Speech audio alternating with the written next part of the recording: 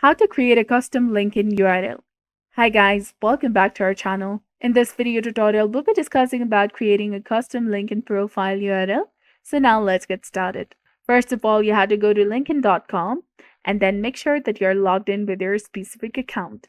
Now click on the profile icon to access your profile page. From the drop-down menu, click on View Profile option. Now from this page, click on this pencil icon in the right-hand side of the screen. You can customize your LinkedIn profile URL from here. Simply scroll down and then click on this Edit Contact Info that is indicating add or edit your profile URL, email, and more. Click on it.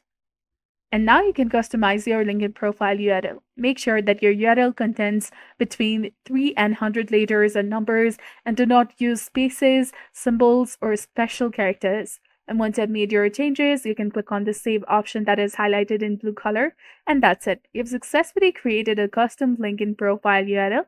So if you found this video helpful, please consider liking and subscribing for more amazing tutorials like this. Thank you for watching. See you in the next one.